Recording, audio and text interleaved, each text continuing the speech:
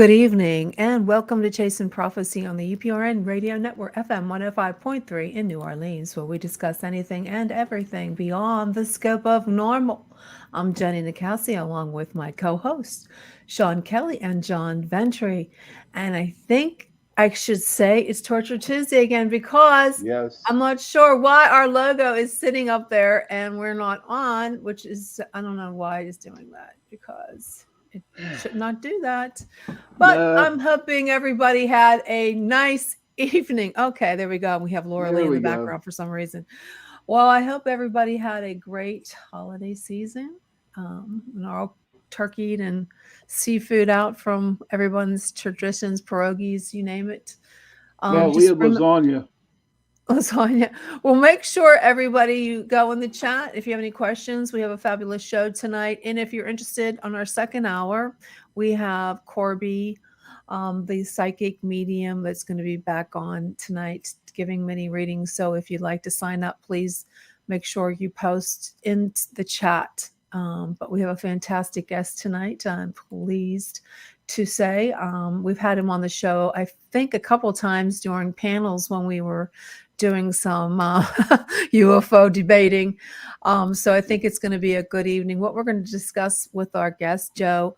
Go ahead, Sean. You go ahead and give me his last name. I cannot pronounce it. Montaldo. John Montaldo. Montaldo. I just wanted to make sure I didn't screw that up. Joe Montaldo.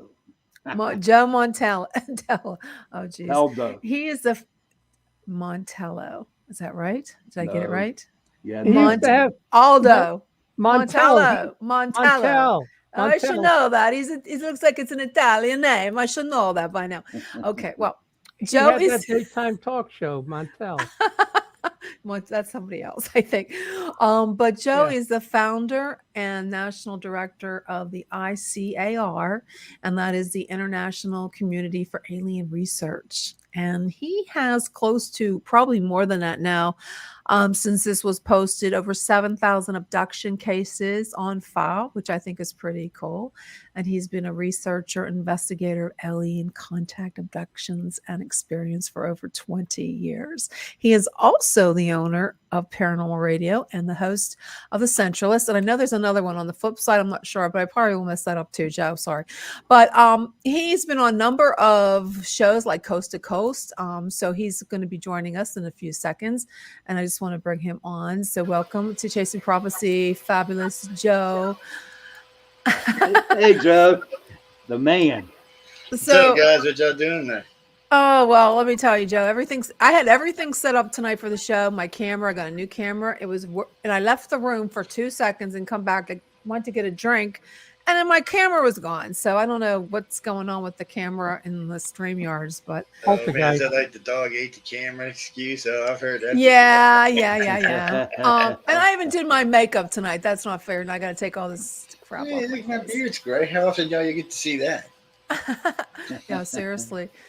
So, what we're going to discuss tonight, the year in review of all the things paranormal, going back as far as, oh my gosh, when the Pentagon released the file. So, Joe, first off, for many people, we want to know how. I know you were a special forces person. Is that correct? How did you get into the paranormal, and what made you decide to buy a radio station? Now, the paranormal thing was weird. So I was in boot camp. These people kept telling me, these pilots kept talking about things they had seen. These people weird. They never tell me all about their lives. I'm like, whatever. I wasn't really interested at the time. When I got deployed to the Nimitz, these pilots would come in and talk about these things that would chase them around, follow them around. There was a couple of events that happened on the Nimitz. I was like, what the hell? I'm like, so still though, I was trying to avoid us. I grew up in the paranormal my whole life. It's New Orleans. I mean, it's just part of the history down here. Everything is paranormal. Every house somebody's died in, every house has a ghost. Everything in the quarter is haunted. So you just get used to it. I mean, you'll be sitting at patios and you'll look over and your drink's sitting on another table. You're like, well, there wasn't no cute girl that did that. How am I drinking on the other table? It's just weird stuff like that happens a lot. But when I got out, I was home on leave, and I was helping a friend of mine. I was working what they call harp duty, and that's recruiting duty. And I'm sitting there, and these people would just come in and start telling me about these weird events that happened to their life. I had no idea why. I mean, then I had to look like a jarhead. My head was shaved, I was muscle rippled off. I just looked like, why would you want to talk to me? And then, so they were telling me that when I got back, I was asking around. Some of the pilots told me about missing time events and stuff like that. And I was like, whatever. And it always went through my head, they need to get professional help. So I get home, I hook up with this company. It's a high-end company. I'm working for them in an electronics department. And the head of the department just comes over one day. I mean, this woman's making back then $250,000 a year. I mean, she's a big wig. She's got her kids, family. Her husband's a congressman. He's actually a House Representative. And she just told me about aliens abducting her. So I'm looking at her like, oh, you fucking screwing with me. That's all I could think. I mean, there was no way. I mean, why would she tell me this? I mean, I could ruin her whole life. I could blackmail her whole entire life. I was like, why would you tell me something like that? A couple of days later, I went to go see a friend of mine who's working as a manager at a convenience store. Walk in, and we're talking. This woman comes in between us and starts talking about her alien abduction. I'm like, no. I'm still resistant. Well, this happened to me before I left to go back to San Diego. This happened to me 7 or 8 times. And I'm like, what the hell is going on? And why are they picking me out? Is my face saying, yeah, I'm a sucker?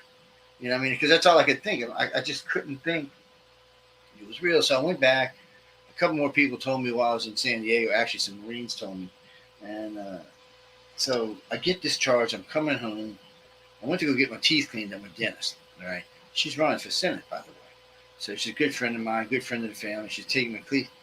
And right in the middle of cleaning my teeth, she starts telling me about this missing time and this UFO. And she wondered if maybe it could be aliens. And I'm thinking to myself, you've got to be effing kidding me. This just cannot be real. I said, it was almost like some weird movie was going to come alive next thing. It was just strange. So a week later, I met a friend of mine. We were going to a political rally. The person who's running was a good friend of ours. We didn't think they were going to win. And actually, they took off, started doing really well. I should say the first time they won. This was their third time being up for election. So we're all sitting around, and his wife comes and sits down next to me and starts telling me about how him and her get regularly alien abducted. And I'm thinking to myself, if I was to stand up right now and say that to this whole room, you just lost the election. Why in the frick would you tell me this? So this went on for about 2 years, and I finally just gave in. I mean, I kept thinking all you people need to, but after, when I started going through who the people were, doctors, politicians, fighter jet pilots, I mean, these are people, policemen, I mean, other soldiers, people with pretty serious reputations, and they're just telling me this shit. And so I said, okay, I'm going to look into this. And of course, it's like a rabbit hole. Once you start looking into it, you can't stop. I mean, it just gets worse and it gets worse and it gets deeper and it gets deeper and it gets worse and it gets deeper. And the more you look into it, I met people like Melinda Leslie and Carla Turner. And I was like, what the hell is a military abduction? What the hell is all of this going on? Then I started meeting, I was speaking regularly. So I was meeting contactees everywhere I was going. And it just, I remember my first time going out to the Laughlin conference. I must have spoke to 150 contactees / abductees just sitting at the bar and stuff. Because what happened was I walked in on, I can't think of, she's a pretty famous hypnotist in the field. I don't know why her name's stuck in my brain, but I walked in and sat on the case. And while they were talking, she was, doing the spiel. One of the people recognized me and said, hey, can you let Joe speak a little bit? And we did. And the next thing I knew, without doing it on purpose, I kind of just took over, which is a habit or a bad habit at the time. And so out of that, at least 200, 250 new connections. Well, this was overwhelming me. I'm one guy. What do I know? I know squat.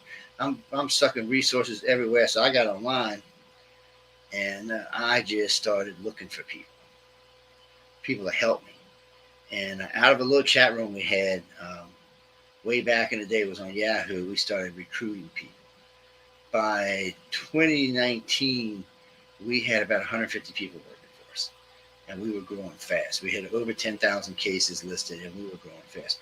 Currently, right now, the organization has 41,000 people working for it and over 95,000 cases logged today.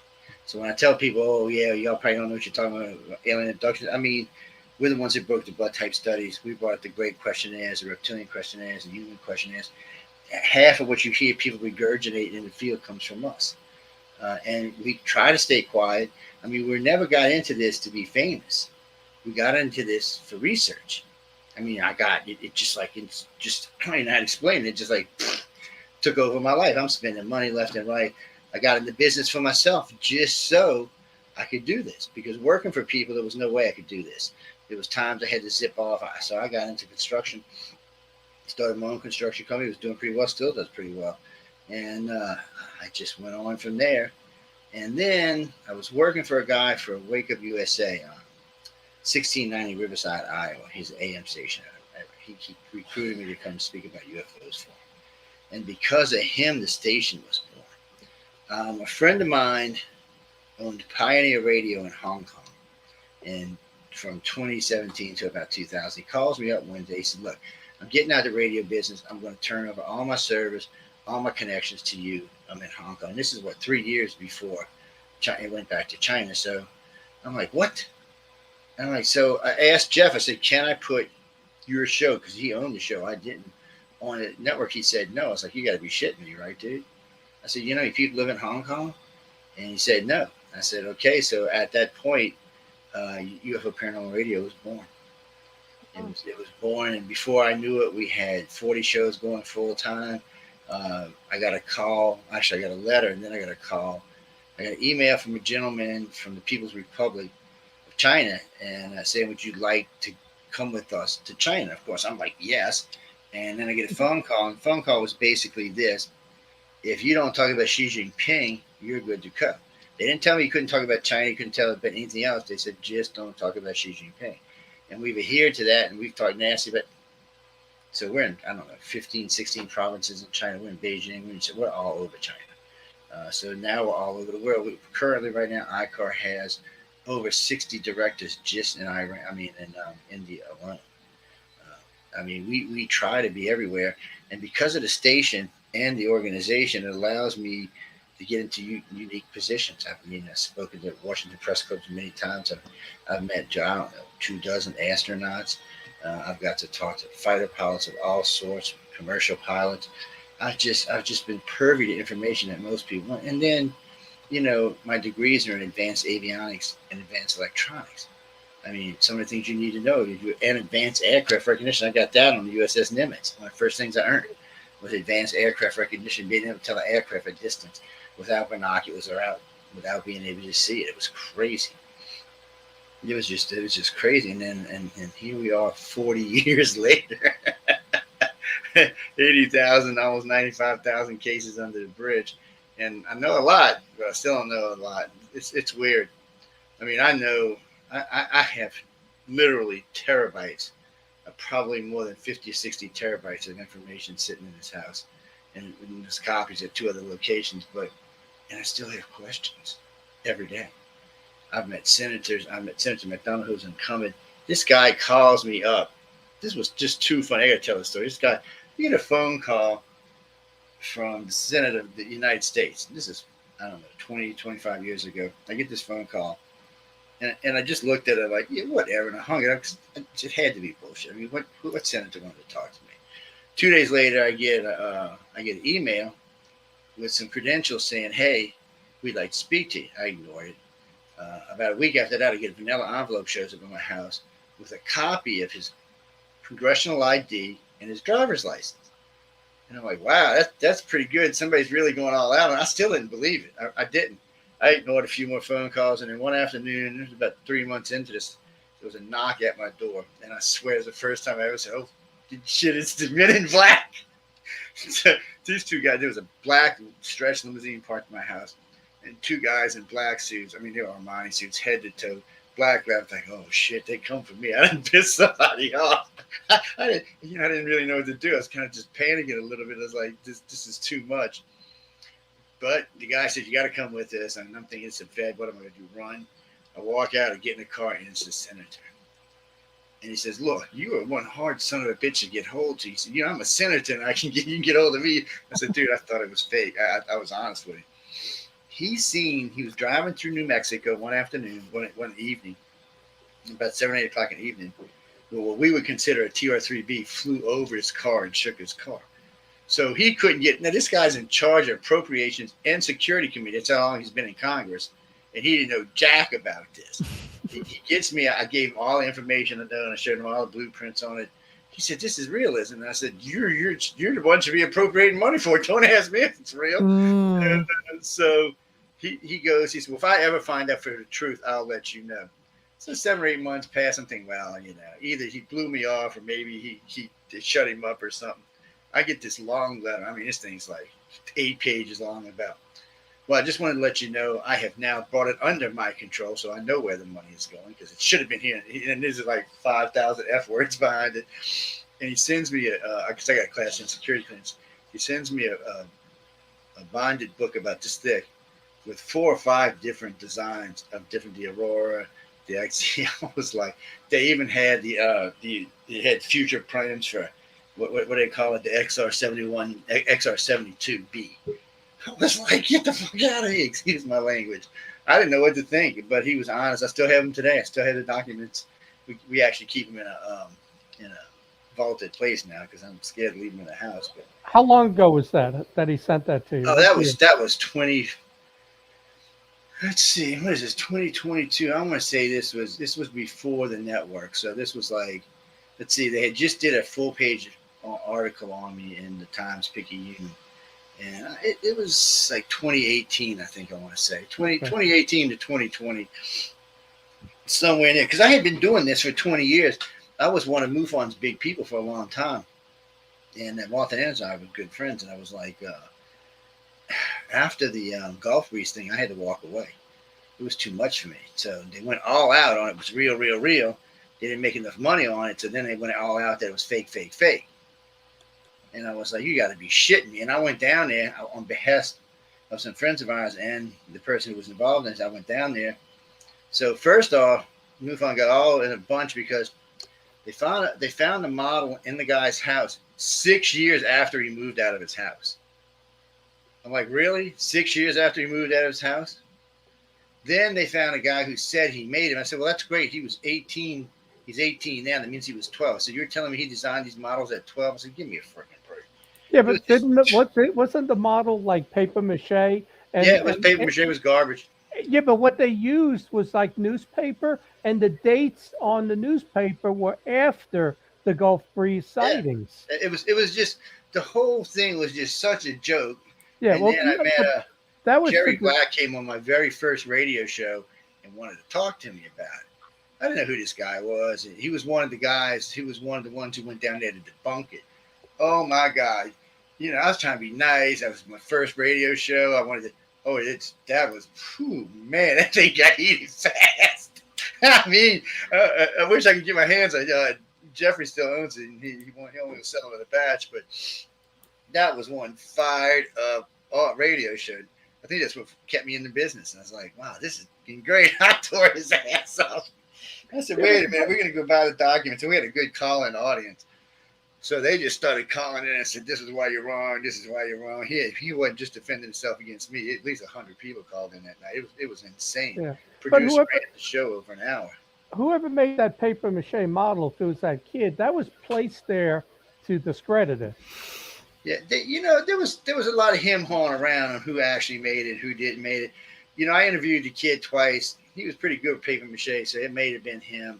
But then he had this woman we met while we were doing this. She was 24-ish. When we went to her studio to look at some stuff, she had a lot of paper mache stuff in there. So it may have been her. It's hard to say because I went there when I was interviewing Ed Walters for like the 3rd time. I'm like, well, look. I said, look, I got degrees in voice stress analysis, right? He's like, yeah, I did. I said, are you willing to be voice stressed? And he said, yes, I voice stressed him twice. He passed both times clean. I mean, clean too. And what was great about him, I do a lot of interviewing with people. And a lot of times I'll ask a question and there's a pause. Generally when there's a pause, someone is thinking about the answer. That's never a good sign. Yep. So with Ed, it was just wham, wham, wham. He was like Walt Anders when I did him. It was every question I asked, he just answered without hesitation. And then I remember when I did Travis Walton, Fire in the Sky, we had done a Mirage. 5 of the hosts were doing him on the network, and they were all ufologists. So I said, well, look, we need to sit down here. I want to make sure when he leaves that he's just stunned, because every question I asked was no question he had ever had before. And the information I gave him, he was stunned by. I said, well, I know there was a FBI agent in the woods that night. I said, it's been documented now. We know he was up in the mountain that night. Not sure what he was doing, what he was there for, but he was on the same woods with you. And I said, did you ever stop to think, Travis, that they knew you were there? I said, not the FBI, but the aliens. He said, what do you mean? I said, even if they weren't there for you, there's no way they could have not missed that big, noisy, blaring light truck coming down the side of the mountain in the middle of the night. I said, there's just no way they could have missed that. And I said, we've done enough research in aliens. If they don't want you to come out of a truck or something like that, you'll just stay. I mean, their psychic abilities are pretty good. I said, you just came out. I said, you were the only one that got out. You were the only one that even wanted to get out. I said, they knew you were there, dude. I said, there's no doubt that they knew you were there. And I said, if you let me regress you, I guarantee you this ain't going to be the first time you've been taken. And he's like, and then we got into some other stuff, and he got really freaked out. About halfway, 2/3 through the interview, it freaked him out a little bit, because he had never been interviewed like this before. He'd always been interviewed by ufologists, no one who's ever done any real research. And he was kind of like, oh, he said, man, you really know your shit. And he said, I don't know where to go with this. He said, you guys gave me a lot to think about, and which was good. I talked to him a few times after that. He seemed to have kind of changed some of his stuff around, and he didn't want to accept the fact that they knew he was there. And then I freaked him out when I told him he was a handoff. Most people, not a lot of ufologists or even abduction people know about handoffs, but they're out there. Handoffs are basically when the alien takes you, and for some reason, instead of putting you back on their own, they decide to hand you off to the government. Now, what gave it away with Travis, because I asked him on air, I said, well, let me ask you something. I said in the book, it came down to these two people in white, what sounded like C2C suits to me. Could have been astronaut. He described them as astronaut suits, but it sounded more like what the CDC would do, for disease control. So I asked him, I said, were they speaking English? I said, were they telepathic? Were they speaking? He said, no, they were speaking English. And I asked him a couple of other things they did, and he's like, you're right. That is what the CDC did do. I said, they passed you. I said, I don't know why. Maybe the government got lucky and they decided to hand you off for some reason. I said, I'm not sure. It would explain a lot of what went on, though, after the alien abduction. So that freaked him out, too. And I said, we'll just go. Because we know there's been some other cases like that, like the Betty and Barney Hill case, which they hate when I talk about that. But why is that, Joe? Why is that?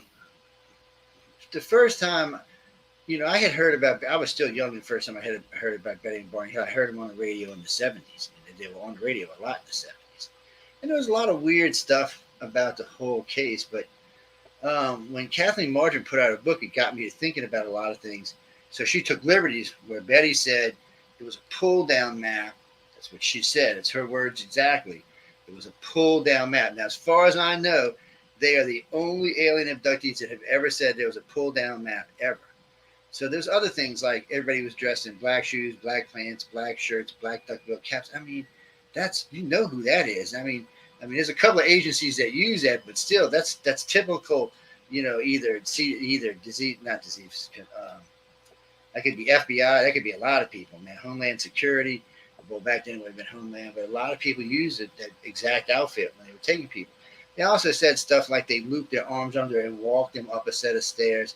It's just not stuff you heard in alien abduction. Things like there were swinging doors, and there was needles, and there were scraping samples, like was done with a razor. There was also fluid samples taken. I've done a lot of abduction cases. Don't get me wrong. I mean, I've personally done a lot of abduction cases, and I had never heard anybody describe an alien abduction like that. And then she starts talking about the book. There's an actual book in there, the original story was it was paperback, then it went to hardback. Whatever it was still a book. Like we would read a book. Not. I've heard a lot about alien abductions. Again, I have not heard any books being in the abduction case. It's not, maybe afterwards, but not in the abduction areas. It's just there was too much stuff here that sounded like. So this is what kicked it off for me. So when I was listening, a friend of mine sent me. He had all the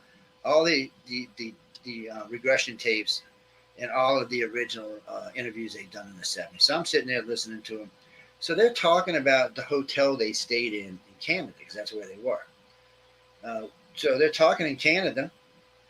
So when they talked on the radio, they could not remember the name of the hotel they stayed at. A little weird, but not completely weird. But they had breakfast across the street. They couldn't tell you the name of the restaurant or the hotel, even though they were sitting across the street from it. But that wasn't even the kicker. What the kicker was, this is classic alien abduction 101. So they stopped to ask for directions, right? I love this. One seeing a black police officer, one seeing a white Irish gentleman. He wasn't even a police officer. Completely and utterly different descriptions. There is no way you're both looking at the same guy and without some tomfoolery going on that you saw it in totally different people.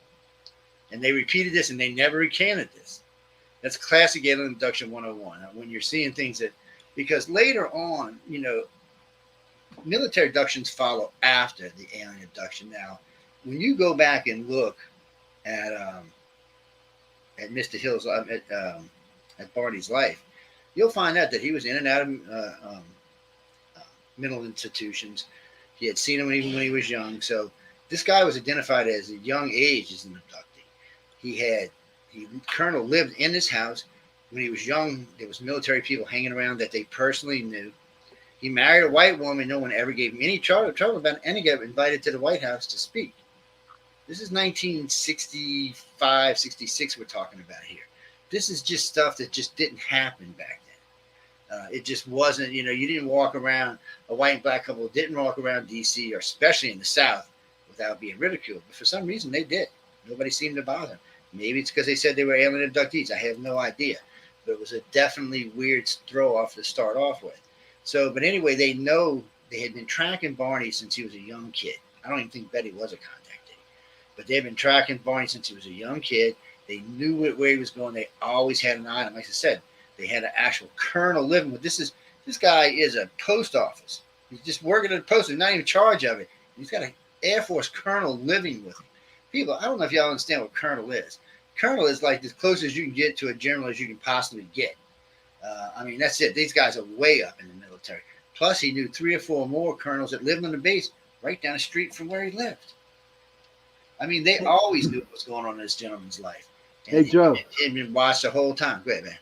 Yeah, okay, we have someone wanted to tell you something. Christina Lantis. Wow, Joe explains kind of what happened to my brother and I. He still hates to think about it. Michigan UFO 1996 over Lake Michigan.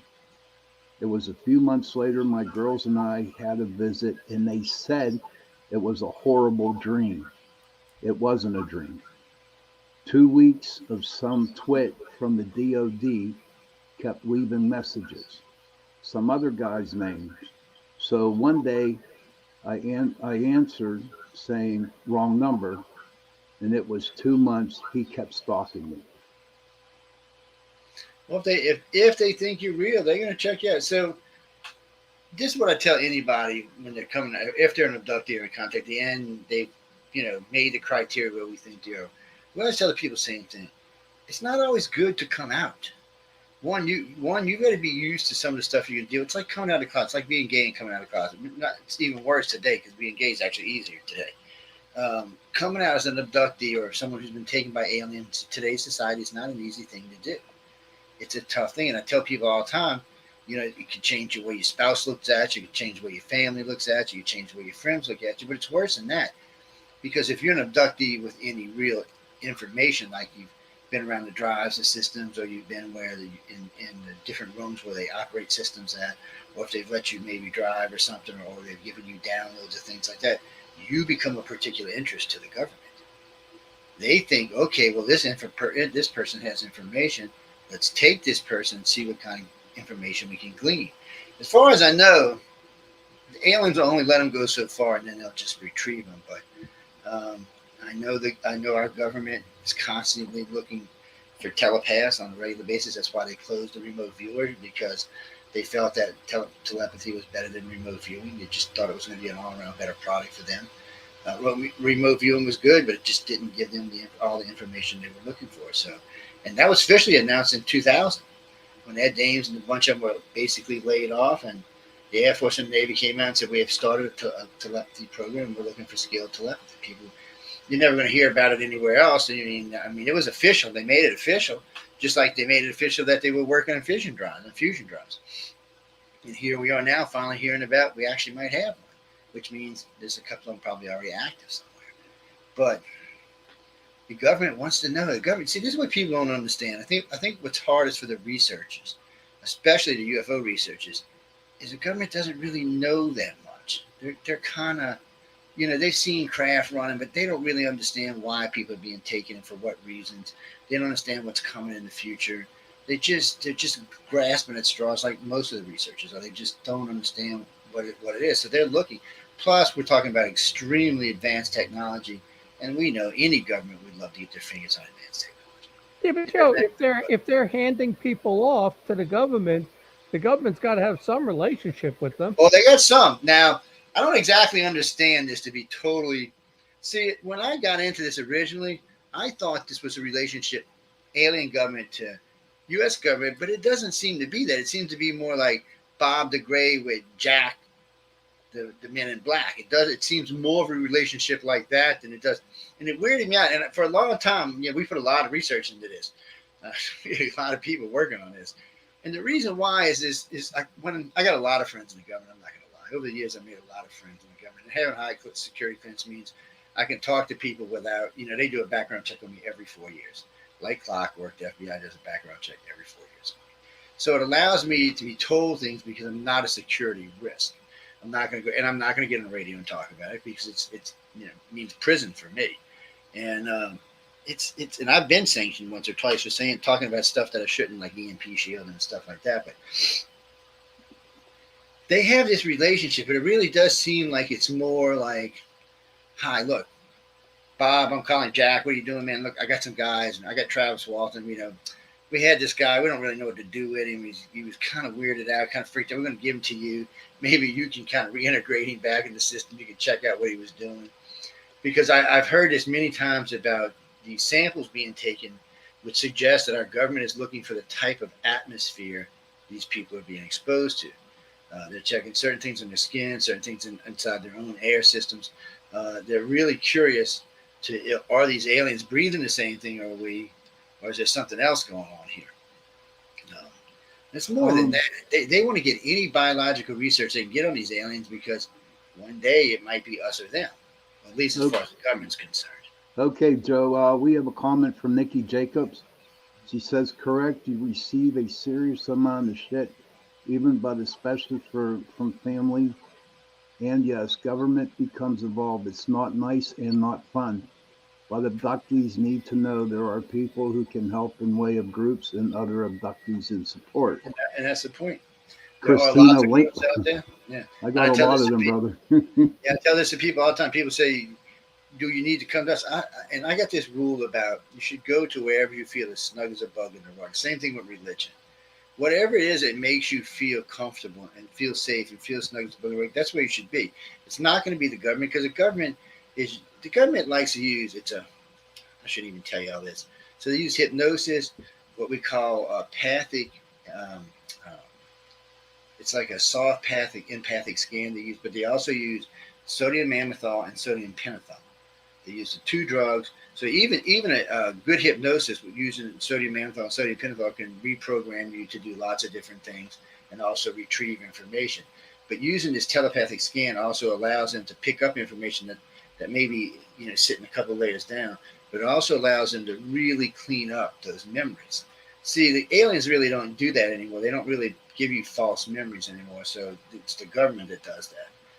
It was a weird thing. Somewhere around 2010, we realized our missing time cases were dropping off to nowhere. We were getting these weird gain times, weird out of time. We were losing missing time cases. It was just really, really weird. So it seems like what the aliens got smart is, one, they must be pulling us out of time now instead of just taking us and holding us. But two, this was really slick. They use loop memories now, which I guess the government can't do, but they use loop memories. So something that you do all the time, something you're not going to question. Maybe ride to your favorite hot dog stand, maybe your favorite ice cream stand, maybe you ride back and forth to work every day. maybe vacuum house, whatever it is that is mundane. You don't think about, you do it. They loop that memory. So instead of you getting what all these false memories were, there is none of that anymore. And in the old days, they always thought that things like owls and spaceships and all were cover memories. They're not. They're trigger memories. And what I mean by that is ET never has to let you see them, ever. They don't have to let you see their craft or anything else. When they do that, it's so that they're hoping that you showed something when you were being taken that made them think, you know what, maybe if we give them a trigger memory, they'll start to wake up and they'll start to become part of this movement or whatever you want to call this. And it works. But it was a hard time for us. I mean, we went through 10 years of cover memory. And one day I was talking to two contactees and another director, and we were like, this is bullshit. This is not cover memories, these are trigger memories. Because when you would talk to people about what they saw, it was instant, like they got into the field or they got something going around them or something else was going on. But it was definitely triggering them to do something. It wasn't really making them go hide or run away. It was freaky. But today, for the most part, we do identify those as trigger memories. Not all of them, but 99% of them, we do say are trigger memories now, not cover memories. Because there's no real reason for them to cover them. I mean, ET doesn't have to let you remember anything at all. They don't have to let you remember anything at all. So that's what they're trying to do. And that helps you get little bits and pieces that you got there. You know, because let's be honest, whatever you're doing on board these ships, most humans are not ready for the whole truth when they're at home. So between trigger memories and downloads, it's an easier way to bring someone into the fold and help them become a communicator or a speaker or something along the way, or a keeper or something that actually helps with whatever the aliens are doing, which I don't know if it's a good thing or a bad thing, to be honest with you. Yeah. You want to chime in, John, at all? Yeah, John. John's going to shoot this bastard. Well, I got a lot of questions, but let's talk about what's going on with the Pentagon right now and Lou Elizondo. He made some statements about wanting to blow up the UFO field, that people like you and me shouldn't be involved. Well, maybe you got clearances, I don't. But they wanted all control through the Navy, really, through the Pentagon. So, I mean, what do you think about that? That they want to control the narrative. Well, because like I was just telling you, they don't know anything. So that's the problem. See, if they knew what the aliens were doing, there wouldn't be this need to control everything, because you could just go out like any good television does and run a narrative with it. But since they're not exactly sure what the aliens are going to do or when they're going to do it, it kind of puts them at a disadvantage. So they've realized now there's been enough evidence and enough secret programs that they realize there's something real going on here. Even though just the other day somebody came out and said, "Oh no, it's not real," but then I noticed yesterday one of the other congressmen was saying, "No, we want to run a whole field on this. We want to control this. We want yet again we want to know what's going on." So they've seen enough evidence that they know there's alien visitation to this planet. Yeah, but when you press them on that question, they tell you that the UAP is real, the UFO. But when you ask them about aliens, they back away. We don't want to talk about aliens. We're not talking about You know what I do? I'll tell you one of my favorite things to use on them is the World War II Foo Fighters. The Foo Fighters are great. Obviously, there was nobody. It wasn't ours. We've already said they weren't. They weren't right. The Japanese. They weren't the Germans. They weren't the Chinese. They weren't the Brits. Nobody had these things. But yet, every Air Force and every Navy in that battle seen them. Everyone, without fail. And they all did things that the only thing that can repeat them today is a drone. It took us, 90 years to be able to repeat the technology where they move. We still can't move near as fast as they did. But it took us 90 years just to get to a technology that probably was inspired by that. Now, I mean, we have things that can do loops around. We can do controls. I was watching, of all things, Christmas decorations done with drones. They're badass, by the way. They had Enterprise warp it off and stuff. I mean, they had 1,000 drones up there flying around. It just shows you what we can do with drones. It's kind of scary, actually. Yeah. So, I mean, it took us that long to get to this technology, but yet they still can't move that fast. So when I asked the congressman and senators, I'm like, well, explain to me what was going on in 1944, 1943, with all these what we would call drones today flying around all these planes. I said, you can't deny them. every Air Force said they seen them. Every Navy they said they seen them. And they moved at speeds we still can't achieve today. So what were those? There was some Russian super project we never found out about, some German super project we never found out about. See, that's what they try to lay on your ass today. Oh, these are some super project. Really, if the Chinese have got those kind of things, we just need to surrender now and be done with it. They've got us whooped. And if we've got it, the world just needs to start bowing now. But I've always thought it's funny. If you were an alien, you came to this planet, I would bet you money most races that come here come from a united planet, not a divided planet. I don't really think you can get out and really explore deep space in a massive way if you got to pull refunds from different countries. And not from I agree. And I think that's what that New World Order is about. And that scares me a little bit. That's what you keep. Well, it's about, having these countries is not the way these other planets are. Like you said, it's one planet, obviously one species. Maybe they all look different like us. I don't know. But it's like if the council says we're spending $1 trillion to send a ship out to Earth, it gets done. It's and it proves the point. You got Elon Musk put every national space program to shame. One guy with a little damn space program he don't have the money of the U.S. government. He don't have the money of the Russians. He don't have the money of the Chinese. And he's made more launches than all the countries together, fourfold now. Yeah. And he's bringing them back. And he just puts it to shame. But it shows you if you let private industry get in, and if you were to do this like with cancer and space from around on a global thing, not just his group, but if you were to take the top scientists from Russia and China and Japan and the UK and France and all put them all in America and put them all together, man, we'd make leaps and bounds. You think fusion was a leap and bounds? Shit, we'd make that look like child's play.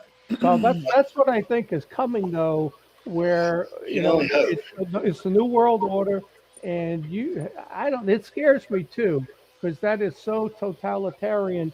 Because you can get a lot done in China because their country is like that. Yeah. Over here, everybody's fighting. Everybody's got an opinion. You got free speech, etc. In China, if they want to do something, it's done. There's no hesitation. But China's having that same problem now, riot in the streets. Iran's having the same problem, riot in the streets. People have free will. Because eventually people get tired of being held down. And what the Chinese have realized, the government's badass, but you know what? There's 1.3 billion of us. So if we want to kick your butt, we can. So it's the Chinese. It's weird in China because you have really three classes of China. You have what we would call the Western Chinese. Like I was watching today, they're wearing their jeans and their T-shirts, they're getting off their bus, they got their headphones on, they got the earplugs in, they got the cell phone in their hand. They look just like any American or any European on the planet. So you got those, and they're living just like any of the rest, about 400 million of them. But then you've got another billion people. Out of that, at least 700 million of them are living in such poverty that we don't even want to talk about it. And then you've got another one that's in between that are living in poverty, that are doing all the work for like Nike and places like that. But we don't want to talk about that either because Americans are getting cheap products. Yeah. It's that all that has to stop. I don't know how it's going to stop, but all that has to stop. And, well, they're pulling a lot of the manufacturing away from China, and it's going to Vietnam, Thailand, India, and some of the others. Where it used to be in the first place. Remember, everything used to come from Thailand, and now it went to China. Yeah, well, the American companies are not spending more money in China when you need to build a plant. You're doing it outside of China. Yeah, and I noticed the United States is going to take shipbuilding. I never understood why we let shipbuilding ever leave our country. That never made any sense. Taiwan's cool, but we got to keep an eye on them. We can never let China invade Taiwan now just because of the industry. Right. So we're stuck with that. We'll just have to. Especially anything our Defense Department buys for the military. You're having China make these products and chips, and who knows what back doors are in. That's why we were using Taiwan. But that's the sad part, because so was Russia and China were using Taiwan too. And America cut them off. You heard that, right? We're so stupid. I mean, I gotta give Biden credit though. He said any invention or any type of chips that came from the United States or being manufactured outside the United States can no longer be given to Russia or China. He cut them off. But that don't mean they're not sneaking something behind the doors or something. Once it's somewhere else, they got to. It's interesting. I was talking to a good friend of mine who lives in Beijing, and he was telling me about the amount of UFOs being reported in China in the last 2 years. He said they were way up. That's and he said the government's no longer frowning on groups getting together and talking about it. So they're finding out just like the Americans are. Sometimes it's good to have these outside groups because it's other sources of information. You know, don't think they pulled as much as they could. Poor MUFON. After a while, MUFON's a joke. Well, MUFON became so. In case y'all noticed, John Slushler worked in the industry. He was in Black Ops. He wasn't for the government, but he worked for the companies that were tied with the Black Ops. That's what he did. And then so were the next two directors. What was his name? James. Carry on. Yeah, he was to the next two after that. Also, one was a code detector, a code breaker for the government. Yeah. But all three of them had some type of Black Ops ties with the government. And so, and that last guy, I don't know. I haven't looked at him. I got so tired of dealing with MUFON. At one point, I had squashed him. We had just squashed him. A good friend of mine who had gotten stage 4 cancer calls me up, Dee Andrews. She goes, Joe, what are you doing? I said, they're just bullshit, sucking the life out of everybody. Just at that time, we'd got him down to about 1,500 members. And she was like, just stop. Walt was a friend of yours. He turned around and joined your organization. She said, just stop as a favor to me. So I said, okay. I mean, we even had people like Richard Dole and Peter Robbins on air talking how crappy they were. One of my dear friends, Jim Mars. I turned Jim Mars got to the point where they couldn't even talk to him anymore. I miss Jim. I missed Jim. I haven't talked to Ted Phillips. Do you think like the way NICAP was infiltrated? The CIA people became the director and the treasurer and bankrupted them. Do you see them, based on what Lou Elizondo said about blowing up the UFO field, do you see them being able to infiltrate it, and it may already be infiltrated, but to the point that their people are running it, and then they bankrupt it? Because I understand right now, they're in the best shape they've ever been financially. Yeah, they are. They are financially. In case you haven't noticed, MUFON's a 501c3. So you can ask at any time to see all of their finances. And even who's donated to them, stuff like that. It's the reason why ICAR, we took a different route. We're a privately funded organization. We do accept donations, but we are a privately funded organization from a couple of companies. And the reason why is one, you can't see what's going on in our company, but two, you can't do like you do MUFON. You can't just come in and take all of our people. You have to drag our asses into court. And trust me, we'll be kicking and screaming the whole way. You want these people's information. I've had a couple attempts for people to try to hack our database, but it's funny. Our databases are not like MUFON's. They're not actually online. So when we get new reports in, everybody has a disk with a code on it. And you take that, you upload it onto like a drive, and then you go put that into the other computers. So everybody who's a director, big director, has a computer that's not online. See, like our two major databases are not online. They never go online, ever. We can pull information off and on. And we even have a place where you can surf a group of them, but we never let them go on because I've got serious security, and I've watched them try to hack them. I'm thinking, you're hacking the radio station. There's nothing here but music and archives, idiots. But they still try. They still try. Hey, Joe, what do you think about the alien abduction? The bottom line is, for years and years, it was considered a very negative thing, like Dr. David Jacobs would say. And now, since Ray Hernandez came out with the free group and he thinks everybody should be abducted, it's a good thing. And then that's the way that he's got more crap with him. I know, but that's the way they're talking. A lot of them, we had a guest. Well, so we look at it in categories, to be honest with you. So if you look at England is like a control group. Most of the cases we get out of England are what we call classic abduction 101. They're kind of negative cases. They have a lot of negative connotations to them. People are angry after they've been taken and stuff like that. So we actually use them for control group. But what we really found, what really goes on, and this is how you know what a true abduction is versus a not a true abduction. So most abductions start pre-birth. They will start, when your mom is sometime along the line, your mom will be taken once or twice while you're still in her stomach, and they will actually check the baby out. Then usually within a year or less, they will take the baby for the first time. With the mother, but they'll take the baby for the first time. But abductions are life. Anybody who doesn't think they are hasn't done their research. All abductions are lifelong abductions. There's no such thing as you just started getting abducted. If you think you did, and if you get abducted, regressed, and you don't have any past memories, then you're unfortunately got some other kind of problems. I got to be honest. About 1/3 of everybody who comes to us should seek psychiatric help. About out of that third, probably a third of those are things like some type of child abuse, spousal abuse, negative, I mean, really bad abuse that we have no control over. And we always tell the same thing. Look, that's why I tell people when you get regressed, be sure you're going to be able to handle what's coming out. Even if the abduction stuff can sometimes be pretty rough, but you can also find other things. So we tell people to be ready for that, because a lot of times it is something else. It's something else that happened in the individual's life, and for some reason, they use the alien abduction to hide it. I don't know why. Alien abduction is a pretty rough thing, but so anyway, they start taking you at birth. Usually, you'll hear a lot of kids talk about this. My bug-eyed friends, my reptilian friends. I can't tell you, if I had a dollar for every kid that's talked about this, I could retire now. So we have families track these. We have cases now that are 6 generations back, from great-great-grandmother and great-great-granddaughter. We have a lot of 5 generations, a ton of 4 generations, but we've been tracking these kids for a long time. So it's not like, we've been tracking them for 40 years. So we've actually got to see how this expands in a family. It's not like MUFON, because MUFON's never done this. We've done things that no one else has thought about doing, is really what it comes down to.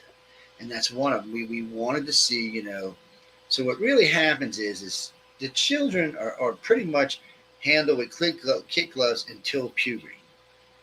When a child goes through puberty, that's when the shit starts. From about anywhere from 12 to about 28, that's when all the negative stuff goes on, from the breeding programs to the sperm programs to the milking machines to all kinds of sorts of other things where they take body parts. I mean, it's just, that's where they happen. So what happened, and you don't want to remember any of that. They do a good job of blocking that out. And I tell people all the time, if you can handle it, you can remember it. But a lot of times you're not going to get any real information out of it that's going to change anything. It's all pretty negative. It's just standard stuff for them. It would be considered negative thoughts. It would be like what we would do, like we tagged a lion or a bear somewhere in the woods, and we went and checked them every year or so. It's the same thing. That's how they look at it. We don't look at it like that, but it's how they look at it. So, but from puberty, it's horrible. From puberty up to 20, I mean, they do some really nasty stuff, but then 30 comes along, 30, 32, 33, and contact changes greatly. That's when, if you can handle it, that's when they start bringing in, people like the Melinda Leslies in the world, people who, or they call it terms, people who had contact and now are part of the contact. They want to work with aliens. They get greater knowledge. They're allowed to retain a lot more knowledge. They get a lot more downloads. They remember a lot more stuff when they're on board the ships. They get taken for longer periods of time. The keepers are used to help work with the children, help work with the abductees, and so on and so forth. But these are people, and some of the other ones are allowed, but then there's a lot of them that are out in the field communicating, trying to get people involved. And they want that. Aliens, see, but people always think aliens don't want to be known. That's not true. The aliens feel like they've already disclosed to everybody they need to, which is the abduction core of this planet, which is about 1.5 billion people. That's the only ones they're concerned about. Everybody else, to them, is cannon fodder for whatever's coming or whatever's going on. That's what they are. They're not being mean. It's just there's nothing they can do to change that, or whatever's happening. There's just nothing they can do. So they're only concerned in the ones that they're changing. And then we realize stuff like the blood type, the O negative. So O negative people are different in the way they think. They're different in the way they act. What's up, man? I got O negative. Yes. And O negative are just different. And there's a lot of reasons why they just are. But before anybody asks me, it doesn't matter. If you're O positive, you can still be abducted. Think about it this way. The majority of people in these groups are O negative, but when you think about just 35% of RH positive, that's a lot of people, because they make up the majority of the planet. Joe, you have a question from Christina. She wants to know, are we them? Is this why we can't handle it? No, it's not so much that we're them. We're people always tell me like they're here to change themselves. They're not here to change themselves. The Greys, let me tell you something. The Greys do not want any human DNA. They consider that contamination, okay? They consider that they have worked really hard to get to their 1.5 billion years of evolution, and they don't want to taint it with us.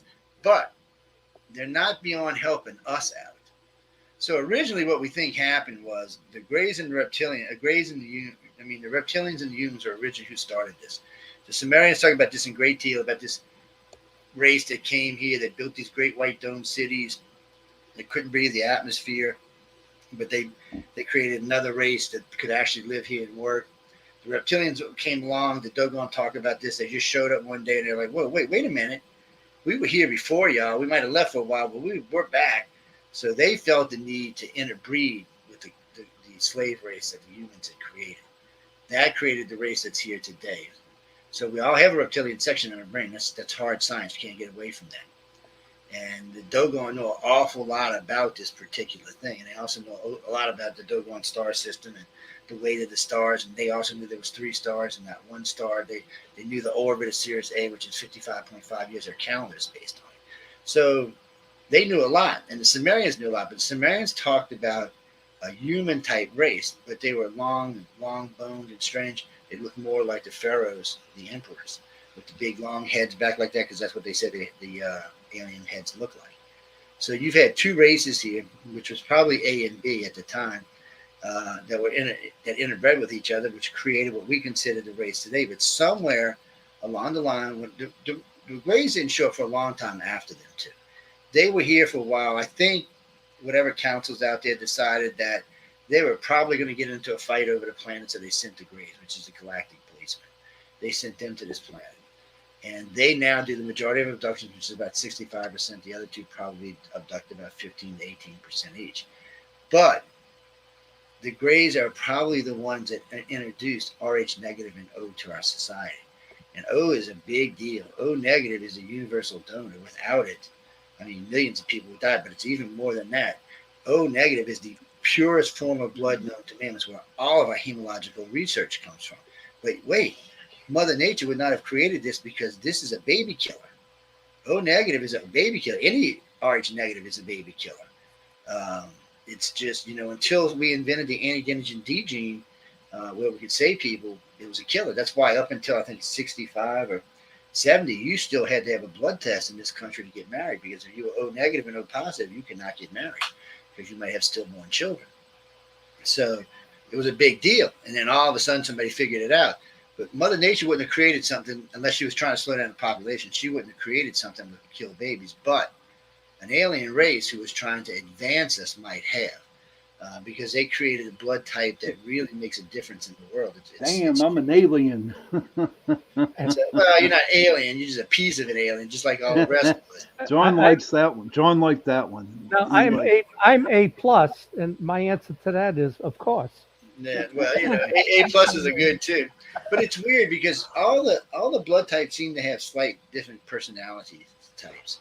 There's a couple of groups a couple of colleges that have done research on this, because a lot of people said it was hooey back in the day, but they've actually found out that certain blood types or personalities are slightly different. And let's not forget, if you're RH positive and you're RH negative, you have a big difference. RH positive shares 2% of its genes with the rhesus monkey. RH negative does not.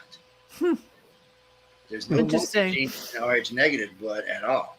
Interesting. So it's just a strange thing, but it's just like, I've won so much money on the reptilian thing. It's not even funny. People are like, we ain't got no reptilian section in our brain. I said, yes, we do. It's a very important section.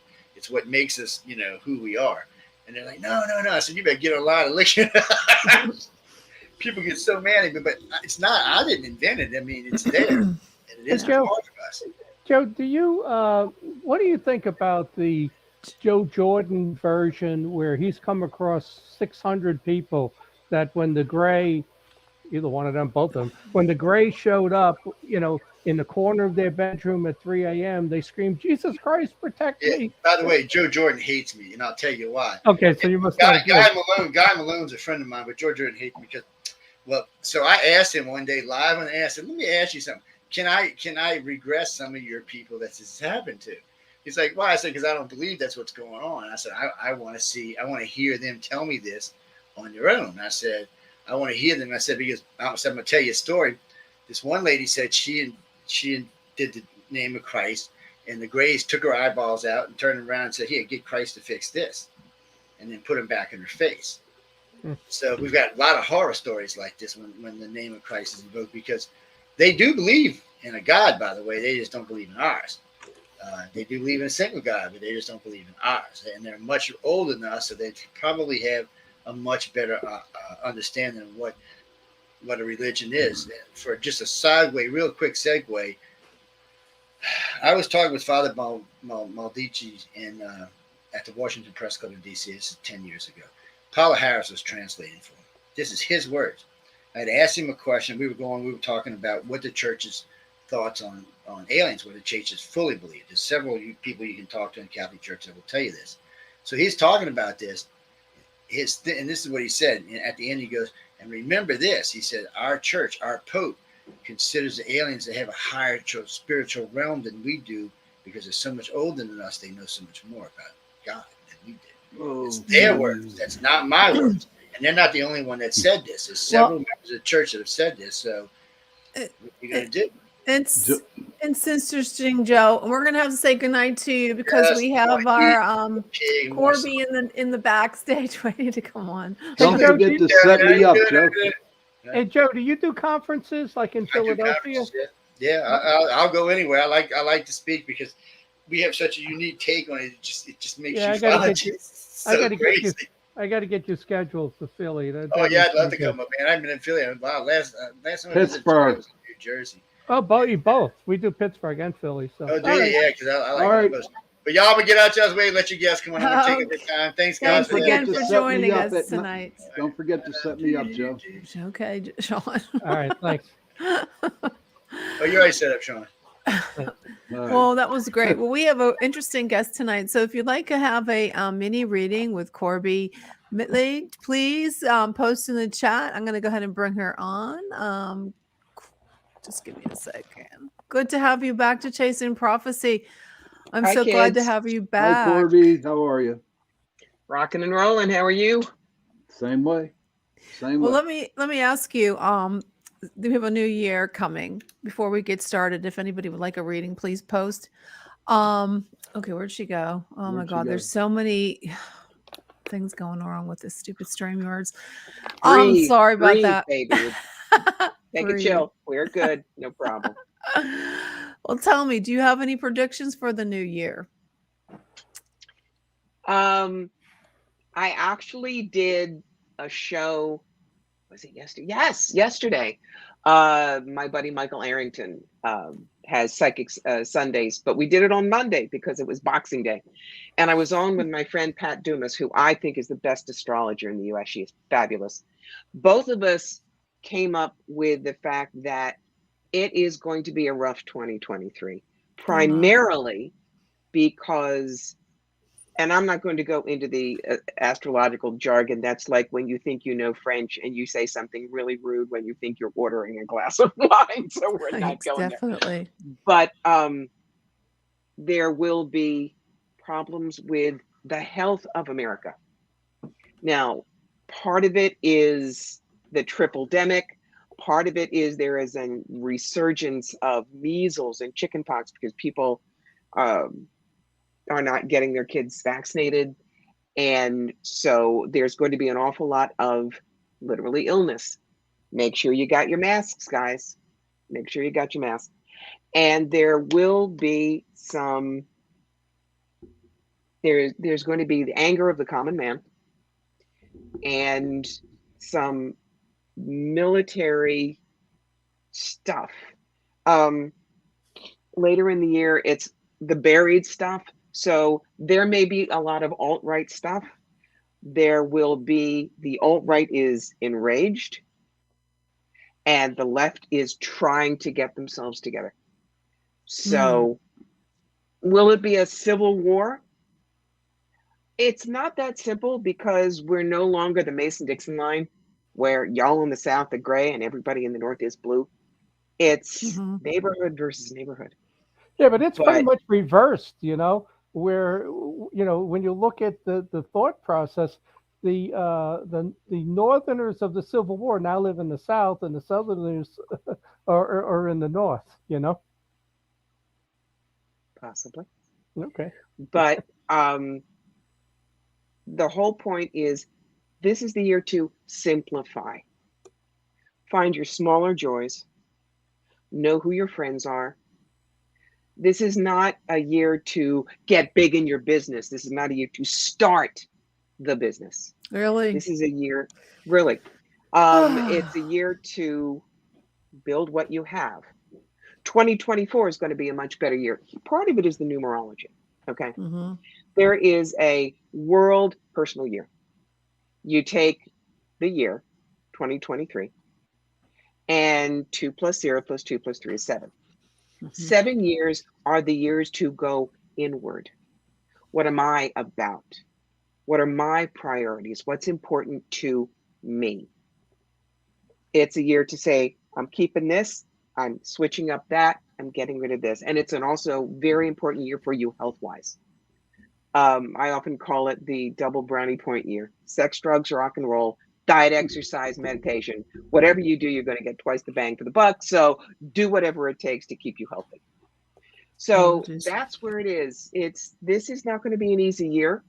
Know who your friends are, pay down your debts, and put on your seatbelt. 2024 is going to be a lot better, but this is the shakedown year.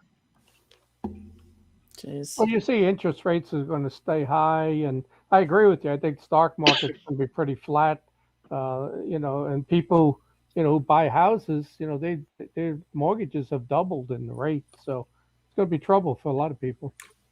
There really will. Plus, there's going to be some face-off with Russia, more than likely. Oh, whether we like it or not. Oh my goodness, that's something I don't want to hear about.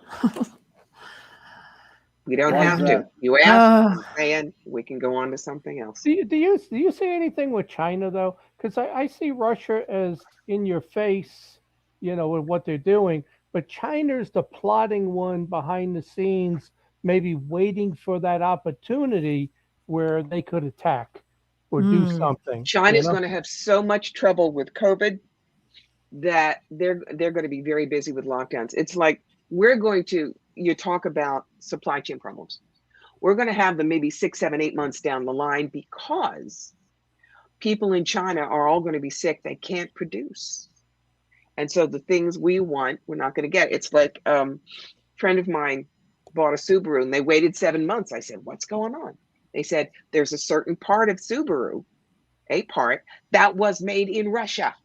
And so Subaru had to go find another supplier, have them made, and then put them in. That's what delayed it. So yeah, that was the rocket launcher, the rocket launcher part of it. Yeah. The way I explain it to people is 2019 was like 1913. It was never the same after World War I. 1913 was an end of an era. So is 2019. The world will never go back to that. We're dealing with climate change in our face. We're dealing with a very unstable world. We're dealing with things that we never thought we'd have to deal with.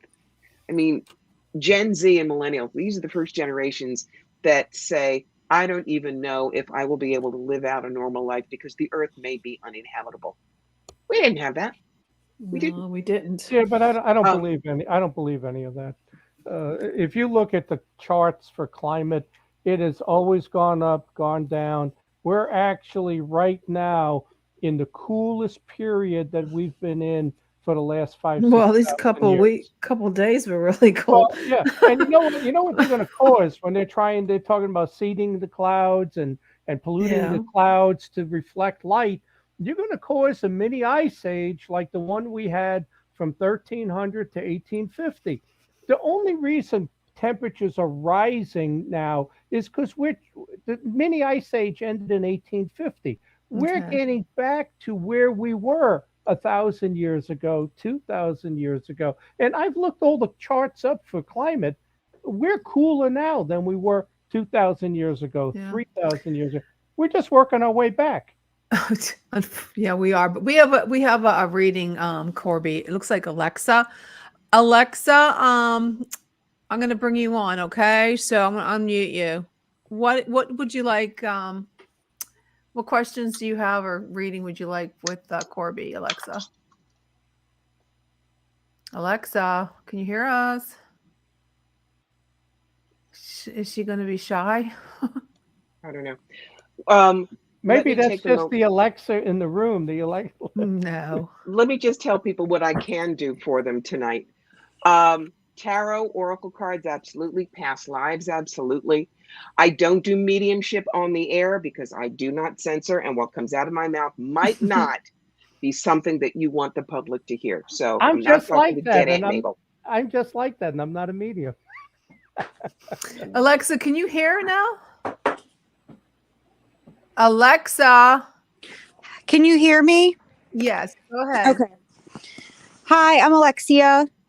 Nice to meet you, but I don't really have like a particular question. I am interested in like past life stuff, so Okay. maybe something like that. I don't really have a All right. specific question though for you. This is how I do past lives. Yes, we all have hundreds, and none of us are smart enough to get it all done in one. Thank you very much. But for me to be able to immediately get a past life for you that will make sense, I need an obsession or a phobia or a person or a place that means a lot to you and it doesn't make any sense that it does. So, Alexia, what can you give me on any of those? Obsession, phobia, person or place? Obsession, phobia. This is gonna sound weird, but I've always felt Alexia, what do we do for a living here? Stop with the weird. Okay. It's okay. Yeah, you're right. You're right. But I've always been like ever since we first learned about the Holocaust, it always really stuck with me. That's like the one thing I could really think of off the top of my head. Okay. And give me your birth date, please. My birth date is 10/7/97 and I was born in Pittsburgh. Okay. One of the reasons that the Holocaust stuck with you is that, let me see, which country? France. All right. I don't know how much you know about France in World War II. There was Vichy France, which was the part of France that collaborated with the Nazis. You were not Jewish. You were, you know, nice French Catholic girl, but you had friends who were Jewish. And you watched them become marginalized, have to wear the yellow star. Oh my gosh. And you saw your friend with a suitcase being marched to the train station by the Nazis. Oh my god. I have chills all over my body. You never saw her again. So you didn't experience the Holocaust as a Jew, but you experienced it watching your world be turned upside down, and you lost friends. It's one of the reasons that now you hold on to your friends very tight, and when you lose one, you feel it viscerally far more than most people do, don't you? Yes, I do. And I'm in divinity school right now.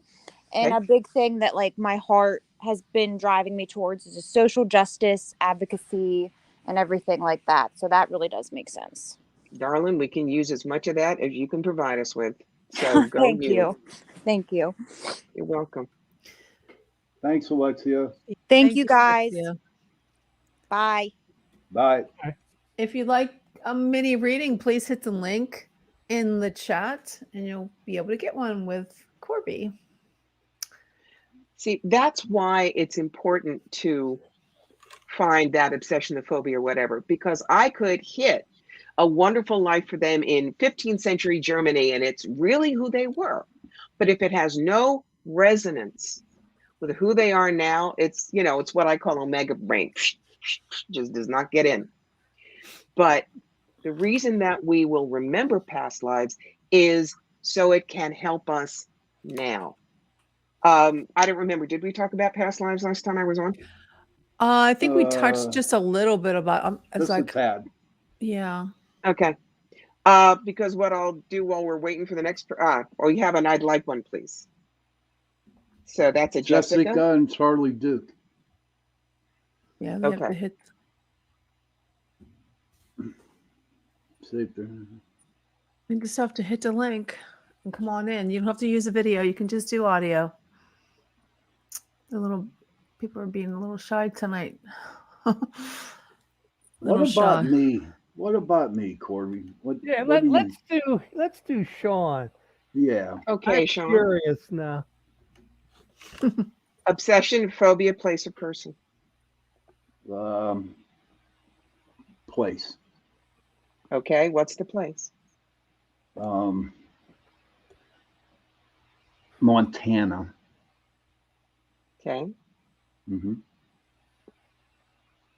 All right. It's interesting. I see Montana, but I hear Badlands. Okay. So I think that we're looking at 1880s because I immediately pull you in with TR. I think that you may have, I think he was in the Dakotas, but you may have moved to Montana afterwards. I think you knew him.